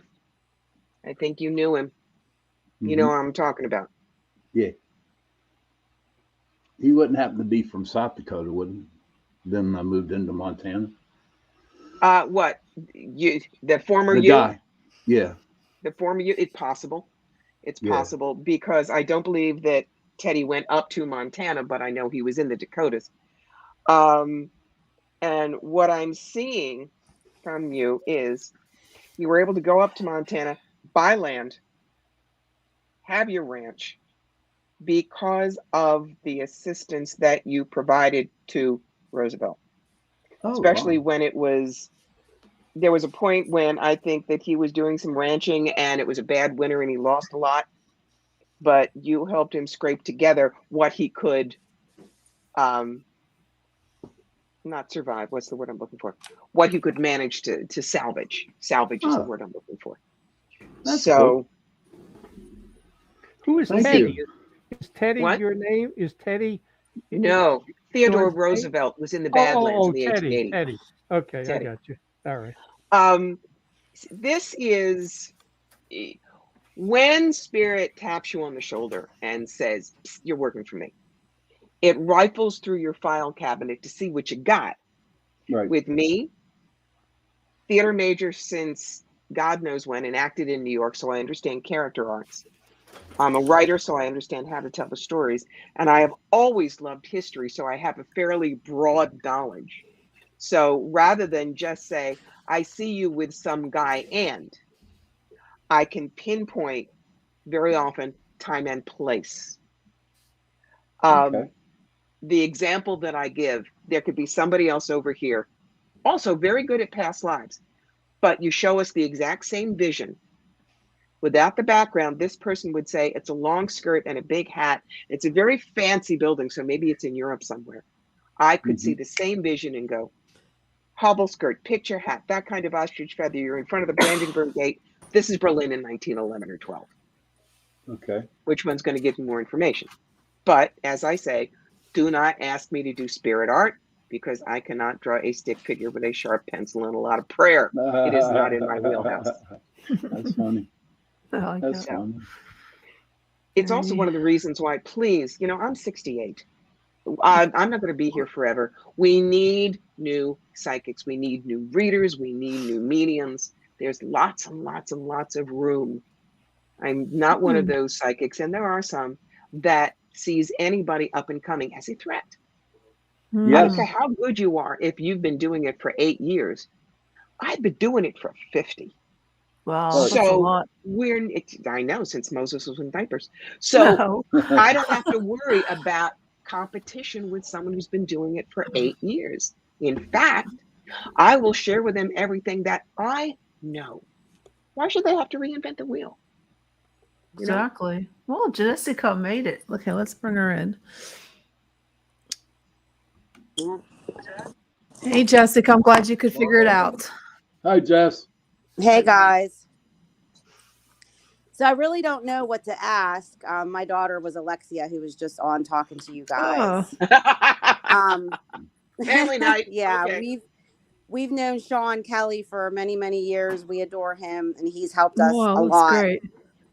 That's good to hear. But just a lot of I don't know what to ask. Help me, Lexi. I don't know what to say. If you were sitting with me for a reading, the first thing I would say to you is, what's the most important thing you want to get out of your knowing?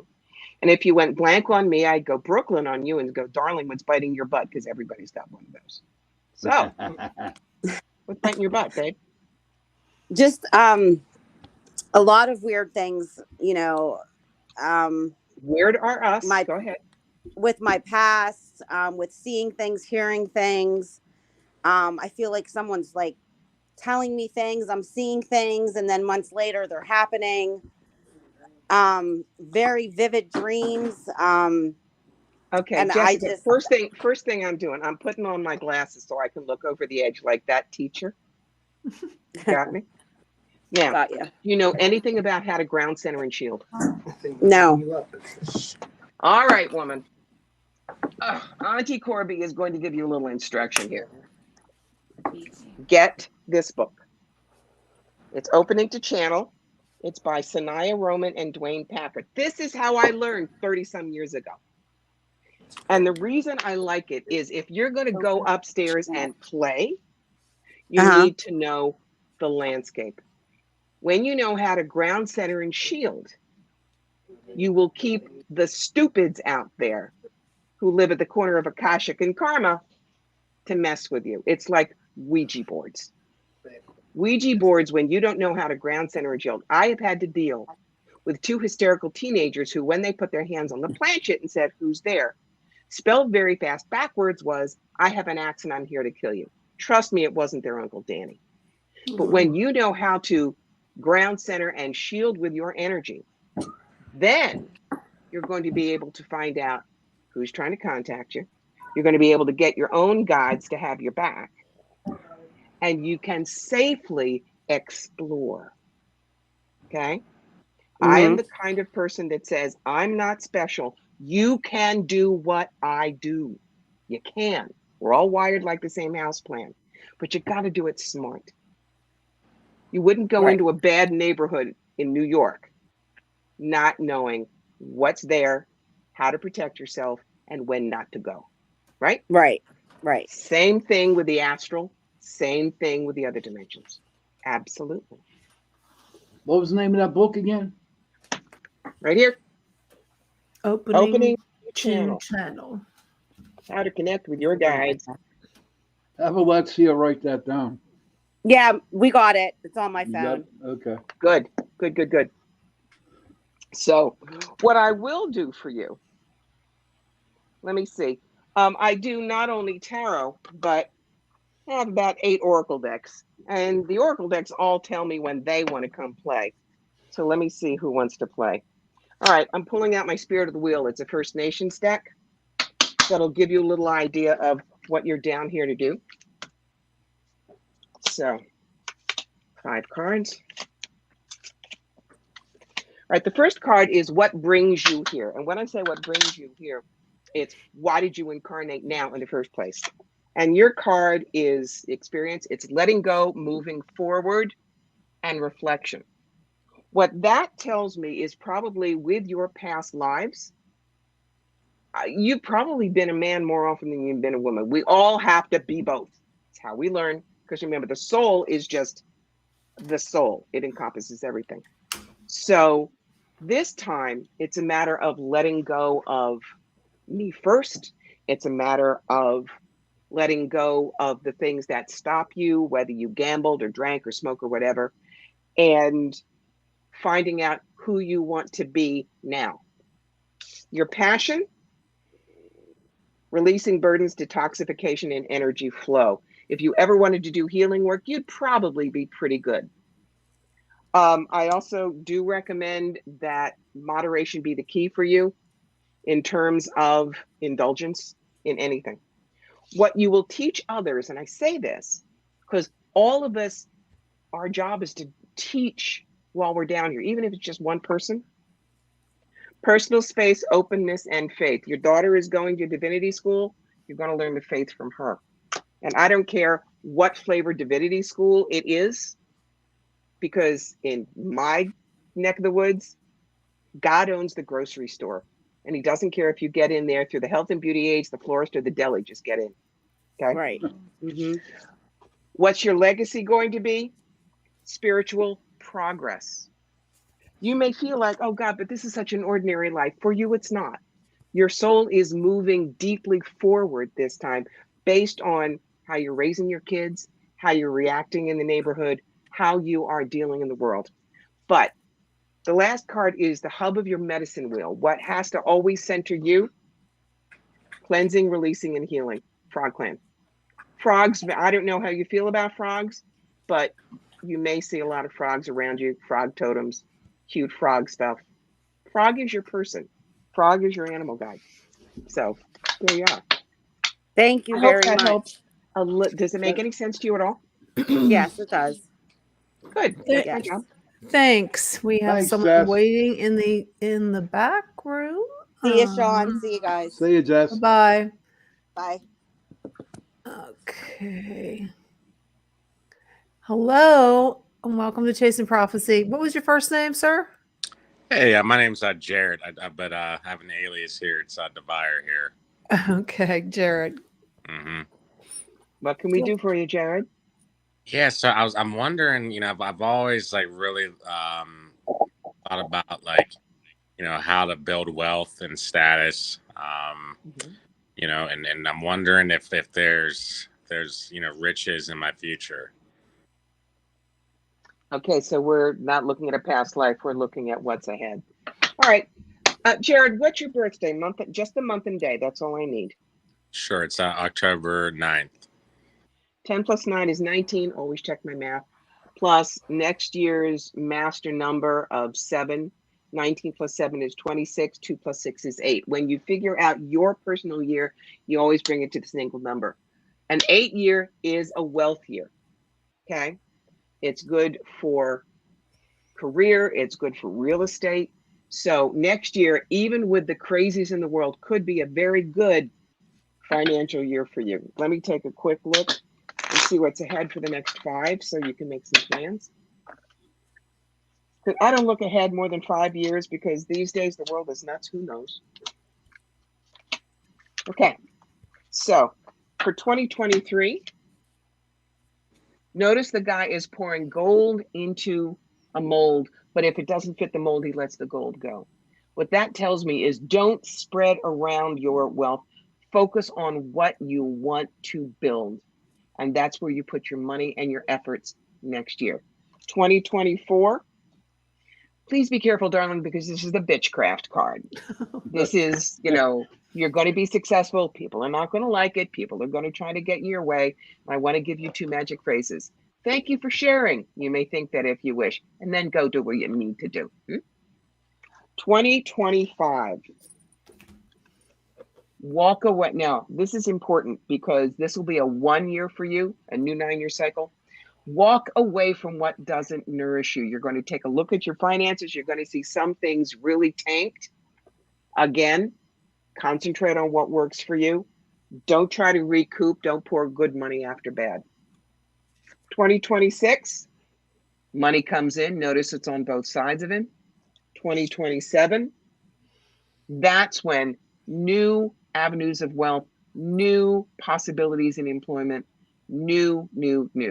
So it's going to be up and down a little bit for the next 5 years, but generally in an upward track. Nice. Sounds promising. Yeah. Very good. Thank you for Absolutely. coming Glad to help. on, everybody. Yeah. Well, Thank you, Jared. thanks everyone. That's interesting. Now we got to give Jenny one. Oh, me one. Oh gosh. Jen, darling, what can I do for you? Yet. This has been a really lousy year for me, so I'm glad it's almost over. I just can't seem to move forward with things. Define things. Life. My mother passed away, and it's been a long haul, and I'm trying to get, just get motivated to do things that I used to do, and I just can't seem to focus. Okay. For you, darling, I'm going to pull out my fairies oracle. And as I remind people, these are not your ootsy cutesy fairies. These guys march inside your scary head, me. rip up the floor. No, floor tiles and give you homework. The artwork is by Brian Froud. So if you remember Labyrinth and Dark Crystal, Okay. he's the one who did the puppetry for that. Okay. Oh, So the first card is called the Trickster. If you remember your fairy tales, there was always that little light at the end of the forest, and the big stupid human would go galumping in and get lost. This is the card that's going to you. Jen, darling, so good to see you. Sit down. We want to talk to you. That's what's bringing you into your challenge. Good And luck. the challenge for you, Jehobian, it's the boogeyman. So the challenge for you is to not see stuff that isn't there. The fairies all know to get rid of this guy, all you have to do is laugh at him. He pops like a soap bubble. So this is the year that you're going to learn to see not half empty, not half full, but the glass is refillable. How do we do that? The next card is the mask and shadow. We all wear masks, facets of our personality, and sometimes one gets stuck and becomes an excuse. Whatever this quality is, you overuse it. You need to revise it, revamp it, or dump it. Okay, I love her. The green woman is the one that goes, hi, we're going to do it my way today. Oh, you didn't want to. I'm so sorry. There's the door. Bye. You're a very razzle dazzle person. You are. Okay. But you gotta put her on the shelf so that you can heal. It's like they're showing me when you slice your finger, you can't use your finger the next day. You have to keep it wrapped up to heal. Okay. And you've been sliced open with your mother's death this year. You must give yourself a chance to heal. The next card is the offering. Whatever this quality is, the fairies have filtered it from your pocket and they're making for the highway with it. Kiss it goodbye. Stop trying to be everybody's fairy godmother, please. Damn. Wow. No is a fabulous idea. Repeat after me. No is a fabulous idea. You don't have to fix it because you know what? Sometimes fixing something for somebody means they're not getting their karmic lesson. We have to let them flounder or they will not learn. And that's hard for you, but you gotta. So the fairies want to give you this instead. Shop the footer who says, I keep my eye on the moon, but my feet muddy. So you get to look at your own dreams this year and start doing practical things to bring them to happen. Now, she's gone. Oh, Is she still here? She was abducted. Not quite. Should I continue? Because I Yeah. Okay. She can hear you. All right, that's It's fine. recorded. Great. The questions that the fairies want to ask you, the feline says, what are the details in your life that you let hang? What needs to be wrapped up and finished? What'll help you with that is the bright mother, who is the fairy soccer mom. She's the one who makes lists. She's the one who gets everybody going everywhere. So you need to look at how you are the soccer mom kind of person and who you don't have to give rides to or fix or anything. You're allowed to say no. This will mark your passage in the world to tell you you've mastered this challenge. And it is the mask of truth. Now, how can truth be a mask? Look at Greek tragedy and comedy. It's the essence of an idea. So you're going to put on the essence of truth for your life. You're going to say no when you need it. You're going to take the time you need for you. This will be the year for you to learn you come first. Wow, thank you for doing that for her. She just sent me a message saying what happened. She don't know why she got kicked off. It's recorded, so it doesn't matter. She can watch it tomorrow. You want one, John? Do you want to read it? Yeah, let's do that. I'm absolutely obsessed with standing up against the progressive movement and everything they stand for, because it's the opposite of everything I believe in. And I do everything I can to take them on. And it puts me a lot of times on social media, etc., as the bad guy, being, they call me all kinds of names, stuff like that. But I don't care, because I'm very reborn Christian, and I see their belief system as demonic. Why do you see progressives as demonic? I'm not quite sure. Because they, from what I've seen, for what they say and do, they're anti-God. What you just saw with abortion, that's a child from the time it conceived. There was never a moment that it wasn't alive. And what happened that your choice was before you had sex. That was the time you had a choice. Once you get pregnant, you don't have a choice to murder your child. You could do it here on earth, but I guarantee you in the afterlife, you're going to answer for that. And I believe every woman that had an abortion is going to answer for that, unless they've been very grievous and regret the decision that they make. And it's everything that comes out of the progressives. And I've dug deep into this. I ran for governor of Pennsylvania. I'm heavily involved in politics. My opposition to the progressive movement is, it's getting to life and death.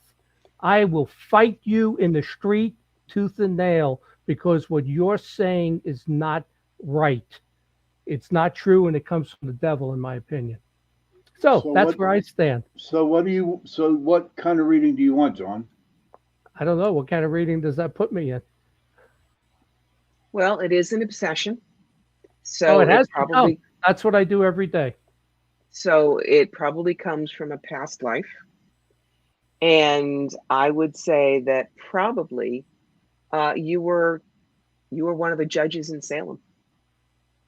You were someone who was so deeply connected with your faith that when you saw it trashed, you were willing to go to the mat in order to save your community from what you saw as fearful and demonic. You have always carried the cross in every life you've had since the cross happened 2,000 years ago. This is not a surprise. I think that's spot on. I think the Salem, Massachusetts is probably a good example. I was probably Cotton Mather or one of those guys, Corbie, I got to hold on for a minute. We have to thank our sponsor, Carnation, for the second hour of Chasing Prophecy. So thank you, Carnation. And I work in a supermarket, and you know what? They have Carnation brownies. So I'm thinking of buying some of those. You know what I mean? But sorry for interrupting you, but I had to put that in there. No. That's sponsors are the people that make things work for us. I totally get it. Corbie, what started you into reading people? I mean, what actually was the time or the thing that happened that actually started you to read? Oh, it's very, very funny. When I was 9, I read a book called The Witch Family by Eleanor Estes. And instead of thinking, ooh, that's scary or ha, ha, ha, I thought, and your point is, I knew there was magic in the world. I wanted to go find it. Fast forward to 1973, when I was a senior in high school. That was the year that Live and Let Die came out with Jane Seymour as Solitaire the Reader. And Spencer's had the James Bond 007 tarot deck. And I bought it because we were all hippies then. We had our elephant bell bottoms and our fringe jackets and our decks. So 5 years later, everybody else was moving on to roller skates and disco balls. But I loved the cards. I loved the stories that they told. And they seemed to really help other people. So for 20 years, I read for friends, keeping my ego out of the way on the shelf so I would be a clear channel for the information. All of a sudden in the early 90s, I could do hands-on healing and talk to dead people with no training. That's when I got handed my draft notice by the universe, who said, hello, you're working for us. So I did it part-time until 9/11. As we watched the towers burn, I turned to my husband and I said, I need to do this work full-time. People need to know there are other answers out there. He said, I believe in you, go do it. So 1 more year working corporate, but after that, I jumped into this full-time. I work 6 days a week, 14 hours a day. I read about 1,000 people a year, and I get to get up in the morning. I don't have to get up in the morning. That's key. Wow. Oh, Jenny this is all done in service. God bless you. That's all I could say. Jenny just messaged me. She wanted me to tell you that all her power went out in her house. So she lost all her power. So she has no power. Wait. So now, are y'all in Pittsburgh? Yeah. You having buffalo snow or what? What kind of snow would you call it? Not snow. No, there's no snow tonight. Matter of fact, it's warming up a little bit. It's almost 30. Okay. I mean, a couple days ago, like Christmas Day, man, it was like -7. It was cold. It was the Arctic and stuff. It was -4 here in the Catskills with a wind chill of -27. And it's been really very funny. I have an awful lot of friends over You're in the the UK. Catskills? Are you in the Catskills? Okay. Yeah, I'm about an hour west of Albany. And all of my British friends were, oh my God, we've been seeing all the terrible stuff. Are you dying? And it's like, no, guys, you don't know how big the States are. That's 5 hours west of me. We had a schnoot of snow, and it's going to warm up into the 50s. And anyway, we have a nice tiny little house with a wood stove and LP gas for our kitchen stove, so we can cook hot food if the power goes out. And our well has a hand pump, so we're set, you know? And we have pandemic level weeks of wet food and kibble and treats for the cats. You know, they're the most important. So we're good. It's not a problem. That is pretty interesting.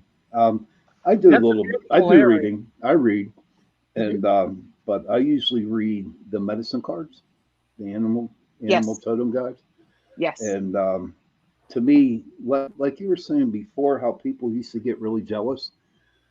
Well, Mhm. you know, whenever I would go do readings, right, there was like 8 of us, couple from Lilydale, couple from around here, and they got Who did you mad at work me. with at Lilydale? Oh God, I don't remember that. That's like a long time ago. That's when I was broke and I needed money. Shirley Usack is a friend of mine, and she was one of the Lilydale mediums. She was absolutely darling. Oh wow! But I had a real good friend of mine. She really taught me how to meditate in order to get into working with my spirit guides and stuff when I first started out with this. But she got really jealous and she came up to me and she said, "You know, you have to take classes." I'm saying, "What are you talking about? Why do I got to take a class?" "Well, you have to. Each one of us took a class." I said, "Well, how much are these classes?" $4,000. Yeah. And I'm like, and then I said to her, I said, "Why do I need to take a class when Spirit gave me, you know, the knowledge to help people out without going and getting a teacher?" You know what I mean? And it really bothered her, and we haven't talked since, and that was a while back. And but I do know what you mean by that. Now, see, whenever they did, you know, they would come out, throw out their pretty, you know, all their pretty extravagant stuff, the crystals, the card, you know, make it look pretty. I didn't have none of that. I just had a deck of cards. You know what I mean? That's all I had. But It's like Venice Beach in California, you know. I mean, seriously, it was just like. But when you said that, I kind of like. I agreed with you on that, 100%. What I like about the animal cards, the medicine cards, is that, you know, it shows animals, even though, you know, it gives it as your readings from the card. But to me, I don't consider it a tarot deck. Okay. And it makes people, especially first time readers who are scared. Okay. When I break out the deck or they see me have the deck with the animals, they feel more relaxed and at ease. That's brilliant. You know, because the reason why I have 7, 8 oracle decks and only 1 tarot. Tarot has been around for so long, it's got heavy rules. 78 cards, 22 majors, 4 suits. Oracle decks can be anything that the person wants them to be. And the artwork is very, very different. In fact, one of the things when I teach people, if you're going to read at shows, you absolutely have to have a children's deck. And people say, what do you mean I have to have a children's deck? I don't read kids. And I say, okay, it's a very busy show. And you've got someone who has her 2-year-old Muffin in her lap. And all of a sudden, Muffin is going, mommy, mommy, mommy, card, card, card. And your client says, look, will you just let Muffin pull a card, please? You know, it's the only way we're going to get this done. And if you do not have a children's deck, what are you going to do if it's, oh, look, Muffin, death? You can't do that. Oh, well, yeah. So it's called Cat Wisdom. And it has little kitties, and it has little faces, and little Muffin can pull a card, and I can read for Muffin, and Muffin's happy, and I put the cards back, and then I go back to reading real tarot for her mom. That's cool. We do have a question here. Holly Holly said she tried to click on the link. Jenny, she lost her power, so That's why you couldn't kick on. But she says, if Corbie could do a reading for me, I'd appreciate it. My obsession is cats. My birthday is 7/7. Well, if your obsession is cats, get in line. That's all I can say to you. I am a Maine Coon mom cat, and my big boy is 27 pounds and not fat. He's the size of a Wow. beagle. So, all right. What it is not just cats, Holly, but you're the kind of person that has always gravitated toward animals in any life you have. I think there have been several lives in India, Hindu, you don't eat cows in India. You were probably vegetarian to vegan. And my sense is also you tend to be a loner in most of your lives. And the unconditional love you get from a small furry purry thing that you can hold is what has softened the blow when you've lost family, when people have turned their backs, when whatever you believe is not what everyone else believes and you were hounded out. So is a cat your familiar, like the stereotypical wit? No, not like that. I mean, Prawn, my big guy, I call him my peculiar. But you are someone that probably, Holly, if you tried, you could probably become a very good animal communicator. Okay. But the whole point with you is you understand they have no voice. Animals do not have voices. We humans do. So you have always been someone who has stood in the way of cruelty, who has said this will not stand, and has done everything possible to keep whatever animals are under your guardianship safe, well, healthy, happy. Cats just happen to be the flavor of the incarnation for you. Kind of like flavor of the month. I hope you enjoyed that, Holly. Jenny wanted me. She just something. Okay, good. Hold on, real quick, John. Jennifer. Jenny just said that she is sorry that this has happened to you, Corbie, of her losing her power. Well, she had no control Jen, over it. Please. And stop saying you're losing your power. You lost your electricity. Okay? Your power is intact, girl. You're the way I'm saying that. You lost your electricity. That's how you do. No comment. Go ahead, John. I have something I'd like Corbie to probe with you, Sean. Is my reading on Sean is I believe there's a Christian in him somewhere. I think he believes in God, but he absolutely despises the Bible. So what's behind that? And maybe you could say more to her, Sean, because there's something there, Sean. There's something there. Only if you're comfortable, Sean. Yeah, right. Yeah. You get to choose whether I do it or not. All right. Yeah, please do it. You don't like the Bible. Is that correct? No, because it's a bunch of bullshit. That's my feeling. Okay. But do you believe in God? Do I believe in God? Yeah, I have a problem with Jesus Christ. Okay. Yeah. Y'all want to know about that? So tell her a little bit more, because I think there's something No, there. I want her to give me a reading, buddy. Yeah, okay, go ahead.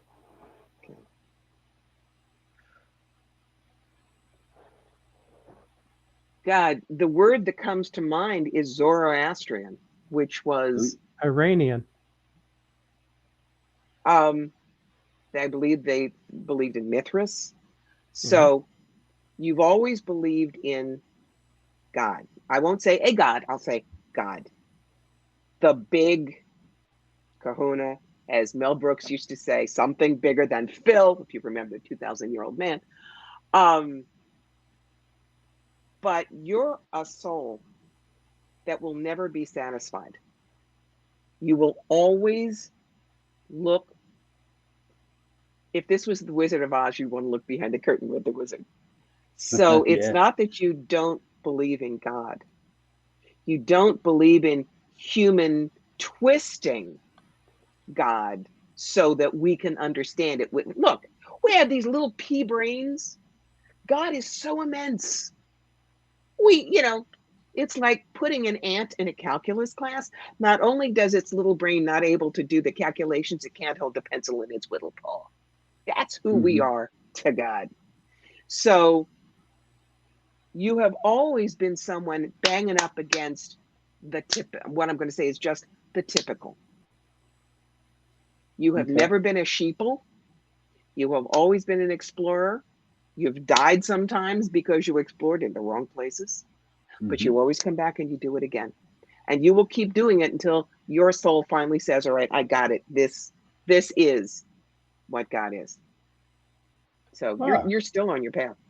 No, trust me, that's for another show. Me and you, Corbie, on my show. I'm telling you. Hey, Sean, so much. I'm glad she didn't say you were in Salem and I judged you. You know what? Think about it, right? I really believe, and this was brought up to me as someone did a past life, that I was a witch in Salem. Oh, there you go. I was the judge. And I was drowned. Okay. I wasn't set on fire. Well, that proved you were innocent. I drowned you, so that proved you were innocent. No, I was dead, but yeah, but that's what they used to do. If you died, you were innocent. Oops. That was what they did. There was something to the Monty Python thing in the Holy Grail, yes. If she floats, she's a duck, if you remember that. Yeah. Used to be my father's favorite bit. But there is a difference between Jesus Christ and the Christ consciousness. Jesus was the most famous suitcase that held that, but there have been other energies that have brought the Christ consciousness down to earth. It's so immense that can't fit into just one person at one time. You got a Sean, you got a question there. Yeah, I see it. Hold on one second. Let me get to it. Okay, Thanks for the compliment, Christina. Man's interpretation of the Bible and what has been left out does not help us. The many interpret whatever that word is of many. I believe God is like ice cream. So long as you believe God creators. Well, I see a different question, Sean. Regarding a past lifetime, how do you get through blocking oneself due to fear of knowing what happened in a lifetime? Well, that's the difference between regression and retrieval. It's very important. Past life regression is not what I do because I am not a certified hypnotherapist.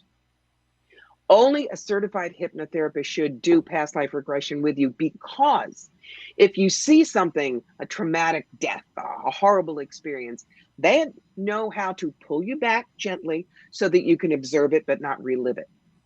What I do with past life retrieval is it's like I go to the Akashic Library, pull down a book and say, read chapter 2. The information is useful, right? But it doesn't, because the thing I remind people is even if the life is awful, you're not an awful person. Your soul comes down and experiences this the way Matt Smith experienced being the 11th Doctor and then Prince Philip and then whatever whack job he's playing on House of the Dragon. The soul is always clear, but it asks us to do these parts so that we learn. Would you like to come back on the show? We're getting close to the witching hour here. Would you like to come back on again, Corbin? We'll look at the schedule because this is fun. Yes. Oh, I'm glad that you enjoy. We enjoy having you on. How can our viewers and listeners get a hold of you? Oh, they can't avoid me, Sean. They really can't. CorbieMitleid.com is the website. Find me on Medium, YouTube, Instagram. I teach on Patreon, and it's not $4,000. It's a pittance a month. And if I can teach it, I will. If it's something I don't know about, like specific crystals, I have people who will come in and teach. And the more information we can get you, the better off we all are. Thank you so much for being on, Corbie. That was good. Thank you. You have a good night now, hon. I was a Templar Knight. I know it. Oh, Lord have mercy. That's for another show, John. What's that, bud? Thank you. I'll see you. Bye-bye. Bye-bye. Okay. No. Well, that was That good. was a good show. Good. I think she hit it on the head with me, that I was a judge in Salem and I've always defended the cross. I've always, I remember being in 7th grade and some kid came in a white robe with a crown of thorns on his head, like he was mocking Jesus. I had all to do to not, it was 8th grade, walk up to that kid. I was going to get up and just beat the snot out of him for mocking, but I would have got kicked out of school. But it is time for us to go. So I got to get a hold of Joe. Can you hear us? Joe, you're going to have to set us up, bud. We may run into your show now. Thank you, Christina. I appreciate that compliment. All right, Joe, we need to get you out. What's coming up for you, buddy? John, what's going on? Can you send Joe a message? I did. I don't have, a meeting. I got a couple of luncheons set up the next couple of days with some people. Nothing really, nothing special. Okay, keep talking, John, because I'm going to put you on mute. I'm going to give him a call. Okay, yeah, go ahead and do that. All right. Well, let me also mention for those still on that, Sean brings up the Pittsburgh and the Philadelphia conferences. If you want to go to those, and they're not just UFO conferences, we have a wide array of speakers that go to both of those. You go to MUFONPA.com and you'll see the speakers. And as a matter of fact, in Philly right now, I think I got David Paulides. We talked about the missing 411 2 weeks ago. And I think I got David Paulides to come to Philadelphia May 12th and 13th. He's definitely interested. He hasn't given me the yes yet. And we have Paul Hynek, whose father was J. Allen Hynek, and he's going to talk about Project Blue Book and growing up. He was the kid in the TV series there when his father was doing all of that stuff. Joe Jordan, who you heard on the show, will be there also. And then the Pittsburgh conference, we got a mix there. We got a professor from South Carolina coming up to talk about Bigfoot. Fred's speaking at Philly. I want to mention that. And I'm actually speaking at both of them. I'm talking about the demonic possession of Hitler and UFOs, which is a really cool talk. And we got Cosmic Ray Keller, who'll be on, who talks about Venus and some of these other interdimensional type things. And it's I think we got both Bill Burns from UFO Hunters speaking at both. So we got a good lineup. James Krug, who was on this show, he's also speaking in Philly. I'm trying to think. I don't know. Maybe he is speaking to Pittsburgh too. I don't think he is though. But a good lineup. Frank Chili, Jesse Peak from MUFON. The MUFON International Director is speaking also. He'll be there on Friday. And the Philly conference we do Friday, we got about seven speakers, then a cocktail hour right in between. And Saturday you have 6 speakers, and then we do a Q&A like this with all the speakers at the end at a buffet dinner. So, if you want to come to the conference, April 29th in Greensburg, actually the Youngwood, the Westmoreland Community College. And then the Philly one is actually in Bucks County at the Sheridan Bucks County. And then for me, if you're interested in any of my books, you can look me up on Amazon or Barnes & Noble. Some of my books are in print. They're all on Kindle, or Nook, if you have a Kindle or Nook. And I also have 110 podcasts like this that are on my website, my YouTube page. But you can go to johnventry.com, and then about 2/3 of the way down, it says free lectures. And you just click on that, and it takes you to my YouTube page. And there's 110 shows there, ranging from a half hour to like 2 hours. So, that's what I'd say, if you want to look me up or you want to go to either of the 2 conferences we have in PA. So that's all I got. And we're at the point here where we should be signing off. So we will talk to you next week. Thank you.